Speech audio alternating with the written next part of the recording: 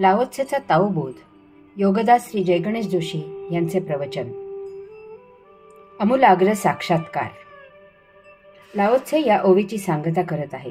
तो सांगतो की पाहायला गेल्यास ताओ अदृश्य आहे, ऐकायला गेल्यास ताओ अश्राव्य आहे, परंतु एकदा का तो साक्षात्कारित झाला की तो कधीही अंतर देत नाही.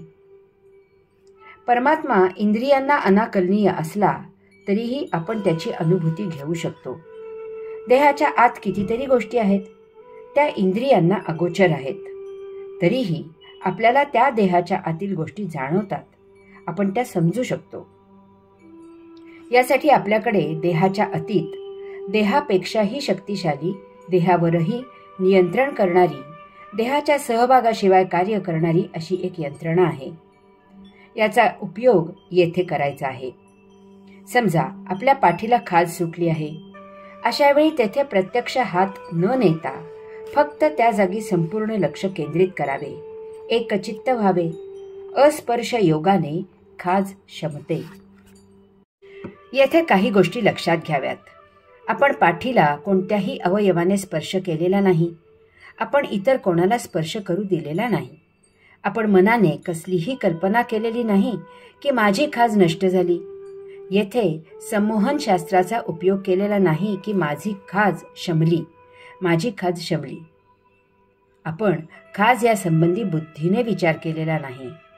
अशा प्रकारे खाज शमन होण्यासाठी आपण कसलेही जड प्रयत्न केलेले नाहीत, तरीही आपली खाज शमली. आपल्या बोटाचा अनावधानाने आगीला स्पर्श झाला तर हात तत्क्षणी मागे येतो. आपल्या डोळ्यासमोर किडा आला तर आपला हात तत्क्षणी किडा हकलून देतो. भीती वाटली की त्याचे निवारण उत्स्फूर्तपणे केले जाते.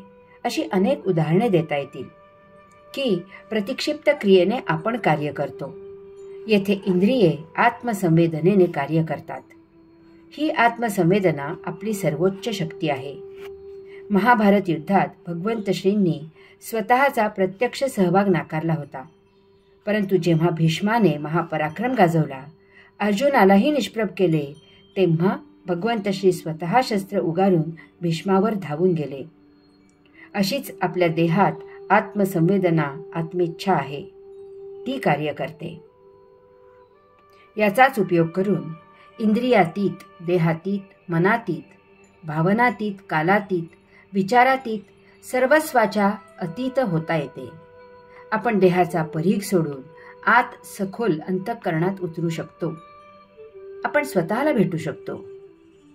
अंतःकरणात जेथे श्वास आत गेल्यावर थांबतो तेथे आत्मनिवास असतो. तेथे आपण पोहोचतो. येथे आपण स्वतःला भेटतो. यालाच योगाधिराज पातंजली योग असे म्हणतात. आपली आपल्याशी भेट होते. आपण आत्मस्थित होतो. मानवी देह धारण करण्याचा हाच एकमेव उद्देश असतो.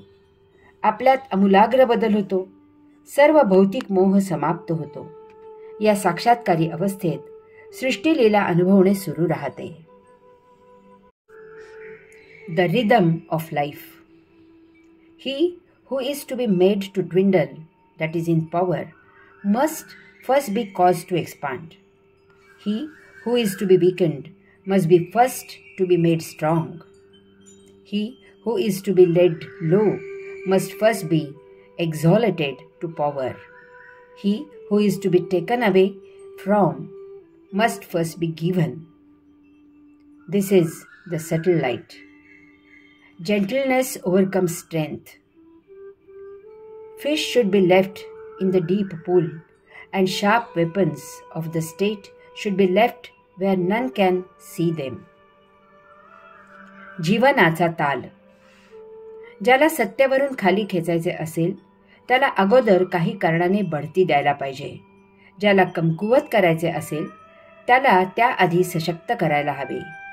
ज्याला लोटांगण घालायला लावायचे असेल त्याला प्रथम उच्चपदी बसवले पाहिजे. ज्याच्यापासून काही हिरावून घ्यायचे असेल त्याला आधी दिले पाहिजे. याला मार्मिक दृष्टी असे म्हणतात. कुलीनतेचा सामर्थ्यावर जय होतो.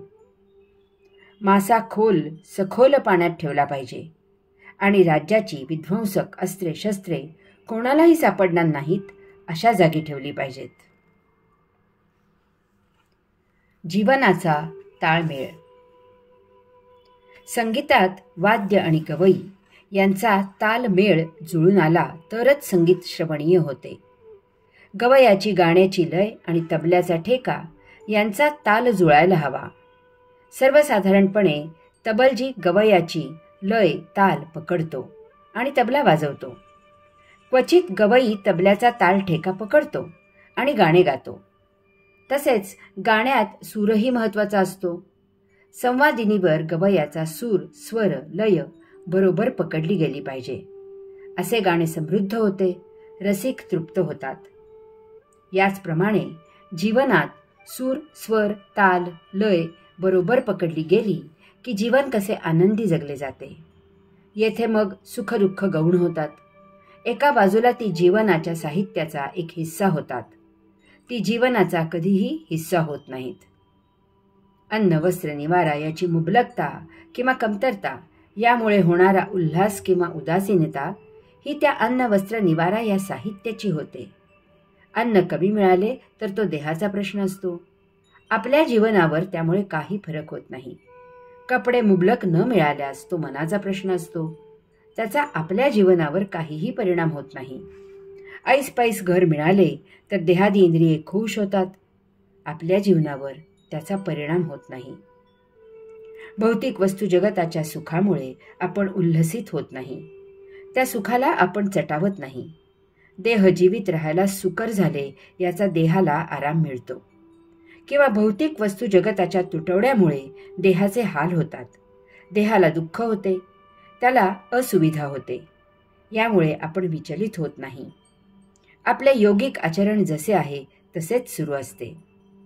याचे मूलभूत कारण असे की येथे या विश्वात येण्याचा आपला मूलभूत हेतू भौतिक वस्तू जगत उपभोगणे हा नसून ते उपभोगून गतसंचित संपवणे हा आहे. या भौतिक वस्तू जगताकडे आपण त्रयस्थ वृत्तीने पाहायचे. त्यात चव निर्माण करून जीवनाचा मूळ उद्देश विसरायचा नाही. या विचारात महत् फरक आहे. चिखलात जाऊन कमळ तोडून आणणे यात चिखल तुडवावा लागतो, याला काही इलाज नाही. परंतु येथे चिखल तुडवणे हा हेतू नाही, तर चिखल तुडवून कमळाचे फूल आणणे हा हेतू आहे. अशाच प्रकारे भौतिक वस्तू जगताचा उपभोग घेऊन गतसंचित संपवणे हा आपला जीवनाचा हेतू आहे.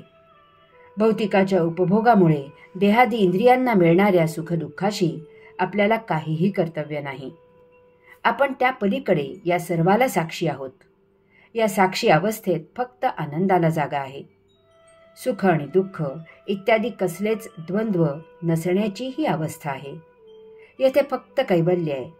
येथे मित्र किंवा शत्रू नाही, तर येथे फक्त आत्मभाव आहे. येथे निर्द्वंद्व विश्व आहे. येथे वैश्विक लीला आहे. येथे प्रशांत अवस्था आहे. येथे सदा आनंद भरलेला आहे. येथे कसलेही भावविभाव नाहीत. या सर्वाचा येथे अभाव आहे. हरि ओम.